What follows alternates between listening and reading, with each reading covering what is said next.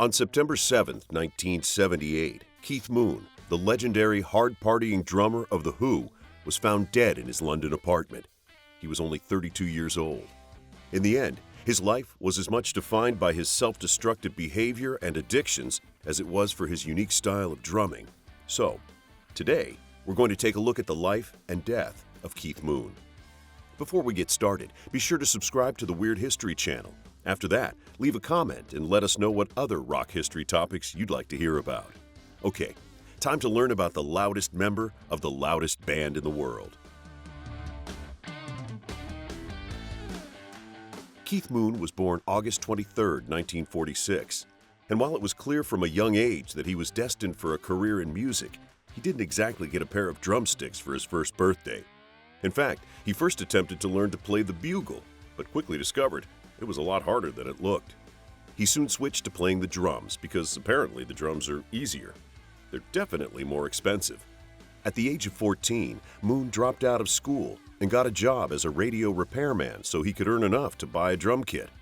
Moon, who was inspired by players like Gene Krupa, DJ Fontana, and Tony Meehan, took lessons and began to develop a style of playing that was rooted in jazz, R&B, and surf music. Moon spent a few years playing in a number of local bands, and then in April of 1964, at the age of 17, he auditioned to replace drummer Doug Sandham in a group called TheWho. Moon's audition for TheWho was fairly unique, in that it was not at all planned and nobody asked him to try out. He was watching the group play a show using a session drummer as a replacement for the departed Sandham. At some point during the set, Moon approached the stage and told the band he could play better. They must have been curious to find out, or the session drummer must have really been trash because Moon was allowed to play the drums during the second half of the gig. Despite virtually destroying the drum kit while he played, Moon was invited to play with the band at their next gig, and from that moment on, the lineup was set. In fact, Moon was never formally invited to join TheWho and would later joke that he had spent 15 years just filling in. Musically, Moon's style would prove to be exactly what the group needed to truly stand out from their contemporaries, and beating his drum kit to death would become a signature part of his act. Before Keith Moon started playing with TheWho, rock drumming was relatively understated. Drummers tended to play a steady beat in the background of the song, as exemplified by the styles of players like Charlie Watts of the Rolling Stones and Ringo Starr of the Beatles. But Moon's accelerating drum rolls and wild cymbal crashes melded with Pete Townshend's power chords and John Entwistle's pounding bass in a way that changed everything for rock drummers. Singer Roger Daltrey, who recognized that Moon had combined a variety of styles to create his own thing, described Moon's work on the song I Can See for Miles as just unbelievable. He sounds like a steam locomotive at full pelt. His speed is incredible. Tony Fletcher, the author of the Keith Moon biography Moon, The Life and Death of a Rock Legend, points out that Keith was the first to treat the drums as though they were a lead instrument. At the same time, the other members of TheWho occasionally found Moon frustrating to play with. According to Entwistle, Moon would play faster or slower depending on his mood, and many critics questioned Keith's ability to keep time, which is technically a drummer's primary job. Critics don't understand drumming. They said the same thing about Animal. Moon's bandmates had no doubts about what he brought to the band's sound. As Daltrey once pointed out, Moon just instinctively put drum fills in places that other people would have never thought of putting them. Moon's first love was the drums, but his second love was playing a good practical joke, although your mileage may vary on his sense of humor. For starters, Moon famously loved to destroy hotel rooms. He considered it hilarious, although the staff who had to clean up after him probably didn't get it. Some jokes just go over people's heads. And of course, there was also TheWho's legendary appearance on the Smothers Brothers Comedy Hour, when Moon nearly blew up his bandmates.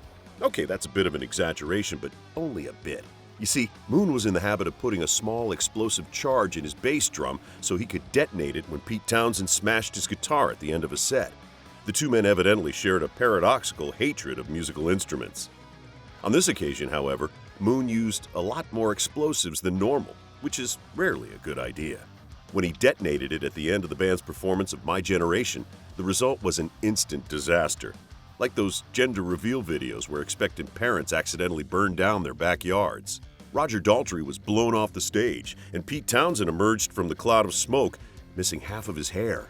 The detonation also briefly blinded the TV cameras and caused Betty Davis, who was backstage, to faint. But it wasn't all just mindless destruction.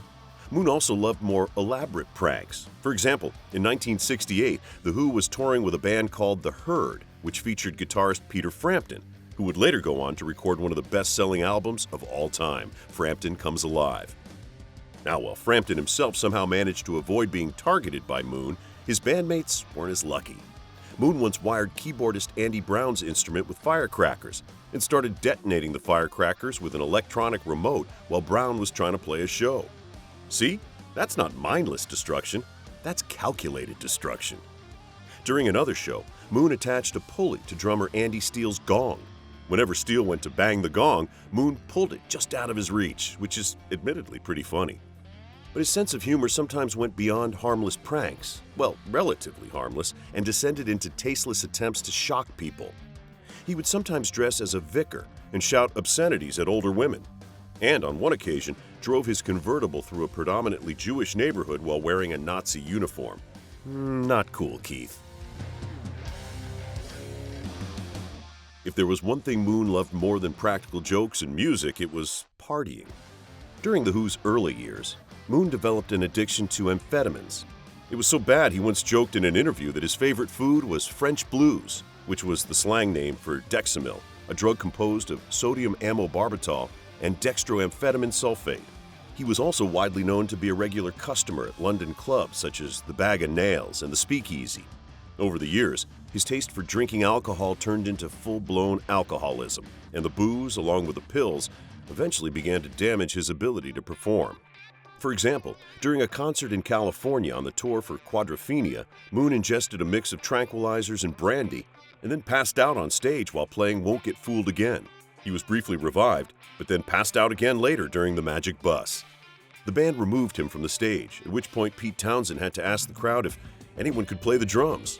In fairness, this was essentially the way they found Keith Moon. Moon passed out again at the Boston Garden in 1976 after playing just 2 songs. Only this time, the band had to stop and reschedule the show. By 1977, Moon was overweight and having difficulty sustaining himself through shows at all. And after Moon's erratic and unreliable playing created difficulties while recording the album Who Are You?, Townsend allegedly threatened to fire Moon if he didn't quit drinking. Years later, Daltrey would deny they ever threatened to can the volatile drummer. But either way, the album would end up being Moon's last. In 1978, Moon moved into Flat 12 of 9 Curzon Place, the same apartment where Cass Elliot of the Mamas and the Papas had passed away 4 years earlier. Moon had rented the apartment from singer Harry Nilsson, who believed it to be cursed, but apparently not too cursed to be rented out. Moon had been prescribed heminevrin, a sedative meant to help him deal with alcohol withdrawal. He was instructed to take a pill whenever he felt the withdrawal, but no more than 3 a day. However, Moon was a man who made taking the entire bottle his whole personality. According to Pete Townsend, Moon was in the habit of taking handfuls of pills at a time. On September 6th of that year, Moon and his girlfriend Annette Walter Lax attended a preview of the film The Buddy Holly Story as guests of Paul and Linda McCartney.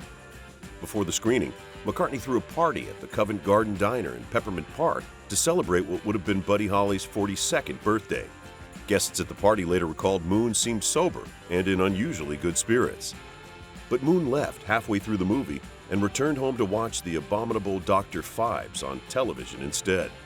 Guess he wasn't buying Gary Busey as Buddy Holly. At about 4 a.m., Moon downed another handful of heminevrin. Then around 7:30 a.m., he woke up and asked Annette to cook him some food. She refused, and an angered Moon responded, "If you don't like it, you can f*** off." Somewhat fittingly, those would be his last words. Walter Lax would find his body when she awoke the following afternoon. The 32-year-old drummer was pronounced dead of a heminevrin overdose at Middlesex Hospital. Moon's friends, bandmates, and associates were crushed by his loss. In the end, his reckless lifestyle simply caught up with him.